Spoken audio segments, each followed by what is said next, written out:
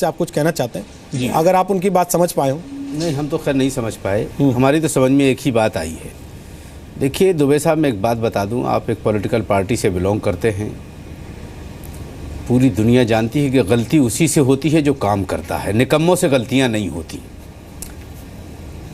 अगर ये निर्णय ठीक नहीं था, जितनी पॉलिटिकल पार्टियां हैं, अगर ये निर्णय नरेंद्र मोदी का ठीक नहीं था, बीजेपी सरकार का ठीक नहीं था, एनडीए सरकार का ठीक नहीं था, तो आप लोग क्या कर रहे थे? 4 दिन हो गए रोड पे उतर के आपके एहतजाज क्यों नहीं किया आपने? दंगा फसाद मोदी सरकार के खिलाफ मोर्चा क्यों नहीं खोला? इसलिए नहीं खोला कि वो पैसा सबके पास रखा हुआ है, सब चेंज कराने के चक्कर में लगे हुए हैं, अपनी अपनी रोटी सेकने के चक्कर में सब लगे हुए हैं। किसी को गरीबों की नहीं पड़ी है कि बैंकों में अगर लंबी, एक सेकंड आप बोल रहे थे, मैं नहीं बोला, बैंकों में लंबी कतारें लगी हुई हैं, कोई पानी पिलाने के लिए उनको नहीं जा रहा है, कोई खाना खिलाने उनको।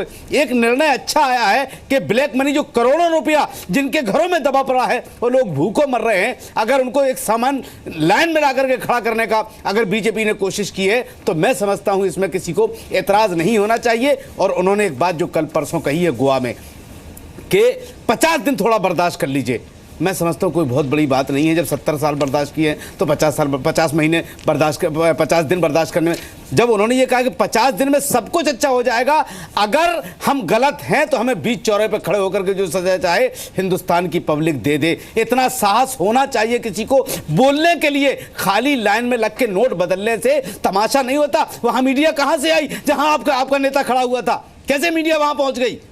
लाइन में खड़े होते तो ऐसी जगह जाते जहां कोई देखता ना आपको, फिर हम बहादुर समझते। गाली देने से किसी से कुछ नहीं होता है। एक निर्णय लिया गया है, सबको समर्थन करना चाहिए, चाहे वो किसी भी मजहब का हो। अब रहा सवाल उत्तर प्रदेश का, जिस तरह से हवाएं उड़ाई जा रही है कि साहब यूपी के चुनाव जीतने के लिए तमाम हथकंडे अपनाए गए हैं। हमें ये नहीं पता कि क्या अपनाया गया क्या नहीं अपनाया गया, लेकिन उन लोगों की नींदें जरूर हराम हो गई हैं जिन्होंने हमारे पेट काट करके, गरीबों के पेट काट करके वोट की राजनीति करने के लिए रुपया जमा कर रखा था। आज वो परेशान जरूर।